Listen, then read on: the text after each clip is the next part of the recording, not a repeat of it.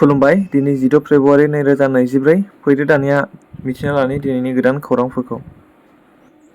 मैया अर्थात 15 फेब्रुआरियाव एबसु एबा दुलाराय बर' फरायसा आफादनि 57थि गोथार गायसननाय सान फालिदों। बे हाबाफारिखौ बाक्सा जिल्ला सालबारिनि गेलेग्रा फोथाराव खुंफुंनाय जादोंमोन। बे हाबाफारियाव एबसुनि दख'रा आरो मिरुनि दैदेनगिरिफोर आरो बेजों लोगोसे आसामनि केबिनेट मन्त्रि उरखाव गोरा ब्रह्म आरो बिटिआरनि बुंथिगिरि खाथिराम बर' बिथांमोना बाहागो लानायखौ नुनो मोन्दों। बे हाबाफारियाव दैदेनगिरिफोरल' नङा, गासै रायजो राजा बिथांमोनाबो लैहोर लैहोर फैनानै बाहागो लानायखौ जों नुनो मोन्दों।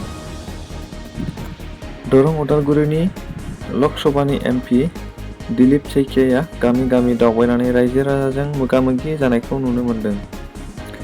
मैया 15 फेब्रुआरियाव 13 नं चिरां समष्टियाव UPPLनि ग्रेन्ड जयनिं मिटिं लानाय जादोंमोन। बे हाबाफारियाव UPPLनि गासैबो दैदेनगिरिफ्रा बाहागो लादों। बेनिनो 13 नं चिरां समष्टिनि MCLA सावरायग्रा बिथाङा 2250 निबो बांसिन जयेन जाफैदों होनना बुंथिदों आरो बेजों लोगोसे राजु नार्जारियाबो गोख्रों बुंथिदों। बेनिनो बांसिनानो BPF आरो कंग्रेस दोलोनिफ्राय होनना फोरमायदों। बेजों लोगोसे सावरायग्रा बिथाङा 13 नं चिरां समष्टिनि समाज सिबियारि जिसुआ समफ्रामारिखौ ओंखाम ओंख्रि गेलेग्रा आरो मार्बल गेलेग्रा होननानैबो फोरमायथिदों आरो बे मिटिंखौ बिथाङा फार्स्ट एटेम्प एबा टेस्टसो खालामदों होननाबो बुङो। बेजों लोगोसे राजु नार्जारि बिथाङाबो बे मिटिंआव BPF हान्जानि रोदाया गुबुबाय एबा बुख'ना गारहरबाय होनना फोरमायो। बे मिटिंआव रायजो राजाफ्रा गोजोननाय मोननाय फोरमायदों एबा आइजोफोरा गोबां गोजोननाय मोननायखौ फोरमायदों आरो गोबां आसनिफोरखौ मोनदों होननाबो बिथांमोना बुंदों।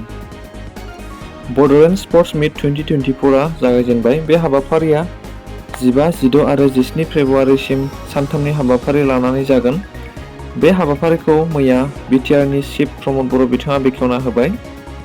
बे स्पर्ट्स मिटआव बिटिआरनि मोनबा जिल्ला जेरै बाक्सा, चिरां, क'क्राझार, उदालगुरि आरो तामुलपुर डिस्ट्रिक्टनिफ्राय बाहागो लागोन।